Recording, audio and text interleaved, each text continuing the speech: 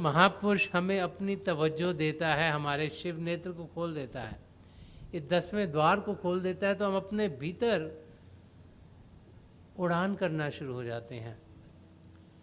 जो रूहानी मंडल हैं ये आसमान में नहीं, इनमें जाने के लिए हमें किसी हवाई जहाज़ पे चढ़ने की ज़रूरत नहीं। रूहानी मंडल सब हम सबके भीतर हैं। वहाँ पर जाने के लिए हमें अपने आप को यहाँ शिव नेत्र 10वें द्वार पर एकाग्र करना है। ये 10वां द्वार हम सबके भीतर है। हर एक इंसान का ये बर्थ रेट है कि वो प्रभु को जाने। इसीलिए इस मानव चोले को सबसे उत्तम चोला कहा गया है कि इसमें वो सब पदार्थ हैं जो हमें चाहिए अपने आप को जानने के लिए और प्रभु को पाने के लिए। शिव नेत्र होते हुए भी हम सबका ये द्वार 10वां द्वार बंद है। अगर पढ़ लिख के खुल जाता तो दुनिया के जितने भी पढ़े लिखे इंसान हैं वो सब प्रभु को पा लेते। अगर पैसे दे के कहीं पर खुल जाता तो जितने भी अमीर लोग हैं दुनिया के सब प्रभु को पा लेते हैं। अगर इसे जोड़ लगा के खोल दिया जाता तो जितने भी ताकतवर लोग हैं दुनिया के सब प्रभु को पा लेते हैं। लेकिन ना ये पढ़ाई लिखाई से खुलता है, ना पैसों से खुलता है, ना ही ये जोर से खुलता है। इसको खुलने के लिए प्रेम चाहिए, प्यार चाहिए, मदद चाहिए। किसी पूर्ण महापुरुष की मदद जब हमें मिलती है, उनका प्रेम मिलता है, उनका कॉन्शियसनेस हमें जब इम्पार्ट होता है, जब उनकी चेतनता हमें मिलती है, उनकी जो अपनी कमाई है उसका जब थोड़ा सा हिस्सा वो हमें देते हैं तो उसके बल पर ये द्वार खुल जाता है। जिसे हम दीक्षा कहते हैं, नामदान कहते हैं, वो क्या है? वो सिर्फ एक जाप ही नहीं, वो किसी पूर्ण महापुरुष की तवज्जो है जिसका कुछ अंश हमें नामदान के समय वो देते हैं, ताकि उनकी कमाई के ज़रिए हम अपने ध्यान को यहाँ शिव नेत्र पर एकाग्र कर सकें। जो प्राणों की धारा है उसको चलने दें, लेकिन जो सूरत की धारा है उसको यहाँ एकाग्र करें, ताकि उसके बल के ज़रिए हम शरीर से ऊपर उठ पाएँ और अंदर के मंडलों में प्रवास करने के लायक हों। इस पिंड के देश से अन्न में जाएं, अन्न के देश को पार करते ब्रह्मांड में जाएं, उसको पार करते हुए प्रारब्ध में जाएं, उसको पार करते सचखंड में पहुँचें, जहाँ आत्मा का मिलाप पहले हमारे सदगुरु में होता है, जिसे सूफिज़म में फिनाफिल शेख कहा गया, और वो फिर हमें प्रभु में लीन करा देते हैं, जिसे सूफिज़म में फिनाफिल्लाह कहा गया। ये मिलन प्रभु के साथ तब होता है जब कि हम अपने आप को इस शारीरिक रूप में नहीं लेकिन आत्मिक रूप में जानते हैं। मीराबाई जी, जिन्होंने अपने आप को असली रूप में अनुभव किया, जिनके ऊपर सन रविदास जी महाराज की बड़ी दया मेहर हुई कि उनकी ज़रिए, उनके प्यार के ज़रिए, उनकी चेतनता के ज़रिए, उनकी दया मेहर के ज़रिए मीराबाई जी ने प्रभु के दर्शन किए। तो उसके बारे में वो बताती हैं, एक जगह फरमाते कि रैदास संत मिले मोह सतगुरु दीनी सूरत सैदानी, कि जब मुझे रविदास जी महाराज मिले तभी मेरी सूरत की क्या पहचान थी उन्होंने मुझसे करवा दी। मैं कौन थी मुझे समझा दिया। मैं तो अपने आप को शरीर समझती रहती थी। मैं तो यही सोचती थी कि ये शरीर ही सब कुछ है। लेकिन जब सन रविदास जी महाराज से मुलाकात थी, उन्होंने मुझे ये अनुभव करा दिया कि मैं शरीर नहीं, मैं आत्मा हूँ, मैं रूह हूँ, मैं चेतन हूँ, और इस धरती पर मैं आई इसीलिए हूँ कि मैंने वापस प्रभु में लीन होना है। जो चेतन है वो कभी खत्म नहीं होता, उस महाचेतन में जाकर लीन हो जाता है। अगर एक बूंद पानी के समुंदर में मिल जाए तो ये नहीं कि बूंद खत्म हो गई, वो सदा सदा के लिए समुंदर बन जाती। और यही अनुभव हम सब भी कर सकते हैं। यही बार बार बार हमें महापुरुष समझाते चले आए हैं कि हर एक इंसान का बर्थ रेट है कि वो अपने आप को जाने। इस मानव चोले में आने का मकसद ही यही है कि असलियत को हम जान पाएं और 84 लाख जिया जून, ये जो व्हील ऑफ ट्रांसमाइग्रेशन है, इससे हम छुटकारा पाएं। अगर इस चोले का हमने फ़ायदा नहीं उठाया और इस ज़िंदगी में प्रभु को हमने नहीं पाया, तो फिर पता नहीं किस और चोले में हमें आना पड़े और कितने लाखों करोड़ों सालों के बाद फिर ये एक सुनहरा मौका मिले। तो महापुरुष बार बार समझाते हैं कि हमें अपने आप को असली रूप में अनुभव करना है। प्रभु को हम सब देख सकते हैं, जान सकते हैं, पहचान सकते हैं। क्वेश्चन ये है कि ध्यान हमारा किस और है। इस समय हमारा ध्यान दुनिया में लगा हुआ है। हम मन इंद्रियों के घाट पर जीते हैं। इन आँखों से बाहर की चीज़ें देखते हैं, कानों से बाहर की आवाज़ों को सुनते हैं, नाक से बाहर की सुगंधों को सुनते हैं, ज़बान से दुनिया के खानों को चखते हैं, और शरीर में हज़ारों सेंसर्स हैं, स्पर्श की इंद्रियां हैं। इंद्री के ज़रिए हम इस दुनिया की चीज़ों को फील करते रहते हैं। और जब इसी लेवल पर रह जाएंगे तो फिर असलियत हमारे अंग संग होते हुए भी हम उसे जान नहीं पाते। हमने अपने ध्यान को बाहर की दुनिया से हटाकर अंदर की दुनिया में करना है। तुलसी साहब ने फरमाया कि दिल का हुजरा साफ कर जाना के आने के लिए ध्यान 11 का उठा उसके बिठाने के लिए। कि अगर प्रभु को पाना है तो अंदर से सफाई होनी चाहिए। आत्मा के ऊपर जो मैल पड़ी वो हटनी चाहिए, आत्मा शुद्ध होनी चाहिए, जो भी उसके ऊपर आवरण है वो हटने चाहिए। अगर प्रभु को हमने पाना है, उसको जान कहा गया है कि हमारी जान की भी जान है। शरीर की जान आत्मा है, आत्मा की जान परमात्मा है, परमात्मा का वो अंश है। इसीलिए प्रभु को जान की जान कहा गया, यहाँ जाना करके पुकारा गया कि अगर प्रभु को पाना है तो ध्यान प्रभु की और करना होगा, औरों से हटाना होगा। जब औरों से ध्यान हटता है तभी अपने भीतर हम असलियत का अनुभव कर पाते हैं। मीराबाई जी ने एक जगह और भी फरमाया है,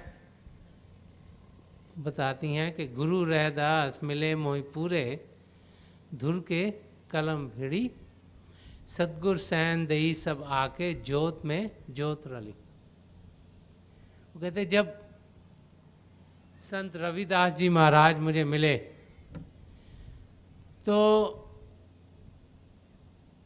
जिसे धुर की वाणी कहा गया है, जिसे शब्द कहा गया है, नाम कहा गया, कलमा कहा गया है, जिसे प्रेम का रास्ता कहा गया है, जो बहुत नैरो है, जहाँ दो नहीं चल सकते, जो द्वैत को हटाकर अद्वैत या एकता बना देता है, जो हम सोचते हैं हम औरों से अलग हैं, उनको प्रभु से जोड़ देता है और ये हमें अनुभव करा देता है कि हम सब एक हैं।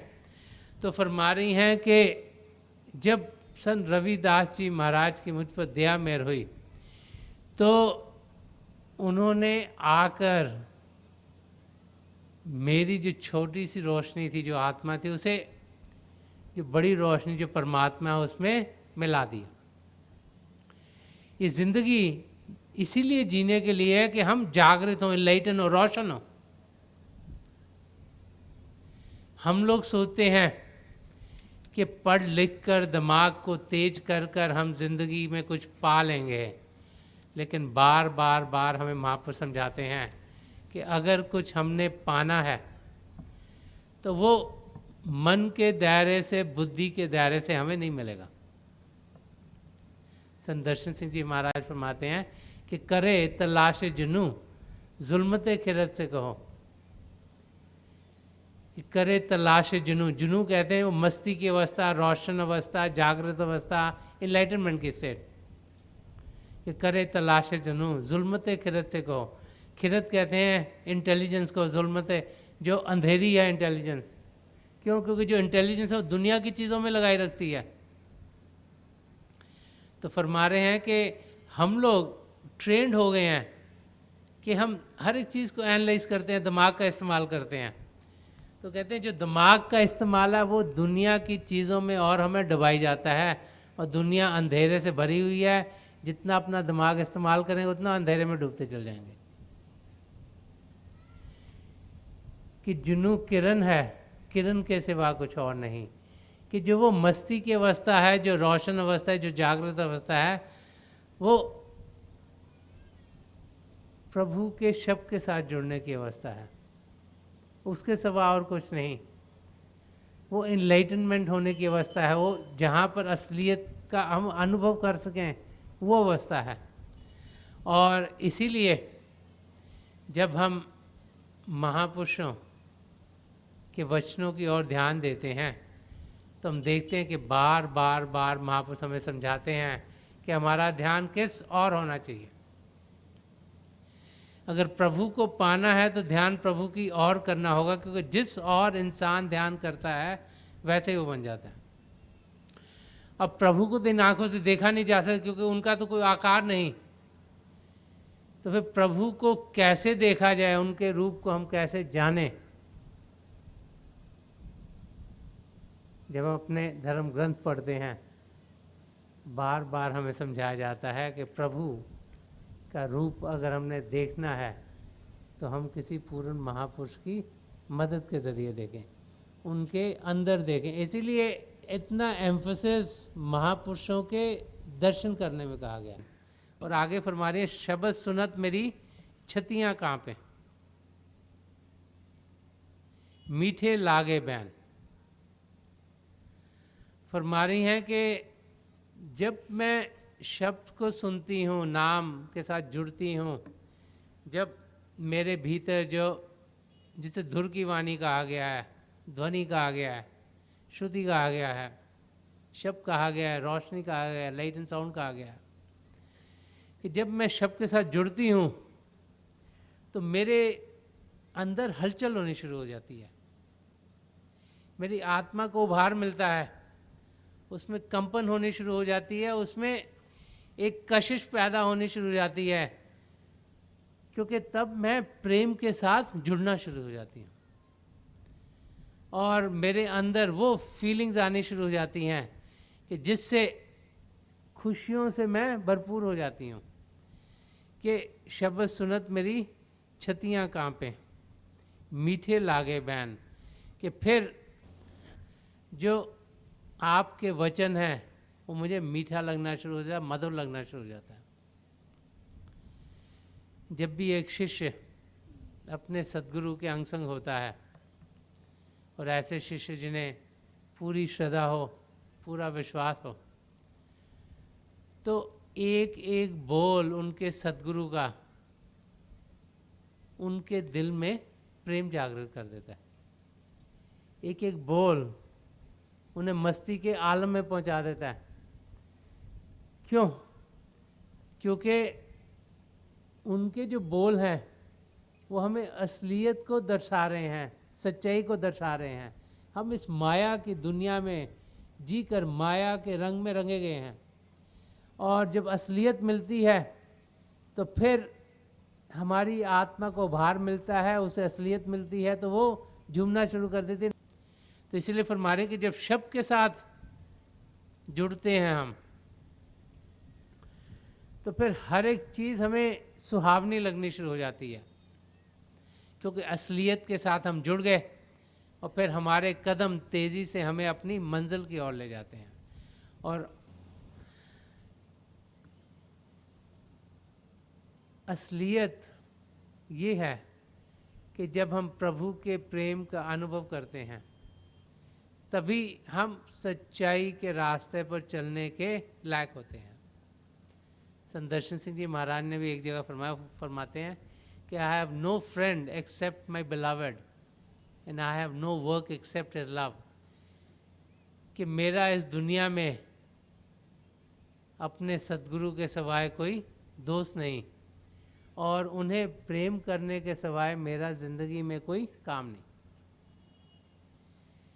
बार बार जब हम धर्म ग्रंथों को पढ़ते हैं तो हमें यही समझाया जाता है कि जिन लोगों ने प्रेम किया वही प्रभु को पाते हैं, कि अगर प्रभु को पाना है तो प्रेम के रास्ते पे हमें कदम उठाने होंगे, क्योंकि प्रेम का रास्ता ही वो ऐसा रास्ता है जो दो को एक कर देता है, कि आत्मा का मिलाप परमात्मा में करवाना है। और इसीलिए यहाँ पर मीराबाई जी हमें समझा रही हैं कि जब हम शब्द को सुनते हैं तो हमारे अंदर प्रभु का प्रेम जागृत हो जाता है और हम खुशियों से, आनंद से अपनी ज़िंदगी जीना शुरू कर देते हैं, क्योंकि उस शब्द के ज़रिए ही हम शरीर से ऊपर उठेंगे, शब्द के ज़रिए ही हम प्रभु में जाकर लीन होंगे, जहाँ से हम आए हैं वहाँ वापस पहुँच जाएंगे, अपने निज धाम तक पहुँच पाएंगे। और आगे फरमा रहे कि एक टकटकी पंथ निहारूं भई 6 मासी रैन। वो फरमा रही हैं कि उस शब्द के साथ जुड़ने के लिए, अपने प्रभु प्रीतम के दर्शन करने के लिए मैं एक टकटकी लगाकर उस रास्ते को देख रही हूँ, जिस रास्ते पर चलकर मैं अपनी मंजिल तक पहुँचूंगी। तो जो भजन करने का तरीका वो बता रहे हैं कि आंखें बंद करके हम मार के एक टकटकी से सामने देखना पड़ता है, एक लगाव के साथ सामने देखना पड़ता है, तभी हमें अंदर रोशनी दिखाई देती है। और आंखें बंद करके कभी यहाँ देखें, कभी यहाँ देखें, कभी ये सोचें, कभी वो सोचें, तो फिर हम कुछ पा नहीं सकते। जब तक टोटली कॉन्सेंट्रेटेड नहीं होंगे अंदर की दुनिया में, तब तक असलियत क्या है उसकी हमें जानकारी नहीं होगी। तो यहाँ समझा रही हैं कि एक टकटकी पंथ निहारूं, कि कंसंट्रेशन से अंदर की दुनिया में देखना है। नहीं तो अभी क्या हो रहा है कि भाई 6 मासी रैन, अभी तो ऐसे लग रहा है अंधेरा ही अंधेरा है, जैसे एक रात 6 महीनों की लंबी हो गई है।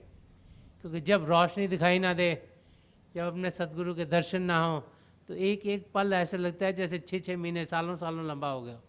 क्योंकि हम जहाँ से आनंद पा सकते हैं वहाँ से हमें कुछ मिल नहीं रहा, क्योंकि उस और हमारा कनेक्शन नहीं हो रहा, हमारा ध्यान दुनिया में जा रहा है।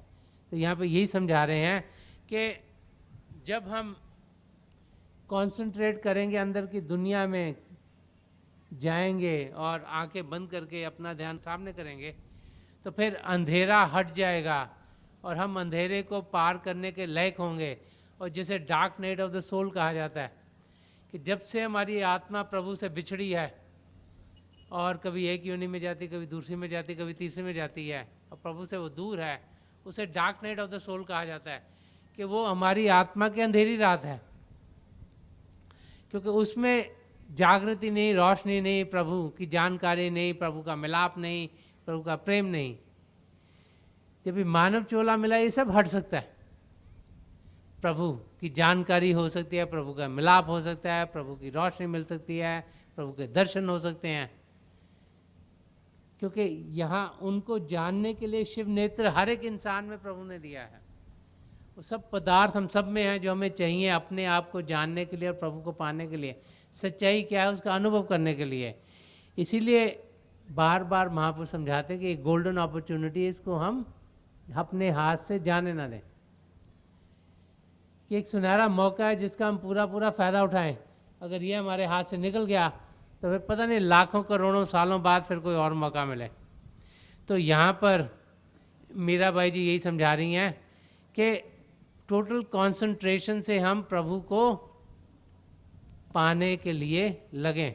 हर एक महापुरुष हमें यही समझाता है, प्रभु को हम इस ज़िंदगी में ज़रूर पा सकते हैं। हमें अपने ज़िंदगी को सद्गुणों से भरना है, सच्चाई की ज़िंदगी जीनी है, अहिंसा की ज़िंदगी जीनी है, नम्रता से जीना है, पवित्र ज़िंदगी जीनी है, करुणा से जीनी है, निष्काम सेवा भाव से जीनी है, प्रेम से जीनी है। जब सद्गुणों से भरी ज़िंदगी जिएंगे तो फिर हम परमार्थ के रास्ते पर चलने के लायक होंगे। और जब एक पूर्ण महापुरुष की नजर करम हम पर पड़ेगी, वो अपनी कमाई का हिस्सा में देंगे, शिव नेत्र को खोलेंगे, तो ये आयरन कर्टन, ये 10वां द्वार खोलेगा और फिर हम कदम उठाने शुरू कर देंगे जो हमें अपनी मंजिल की ओर लेके जाएंगे।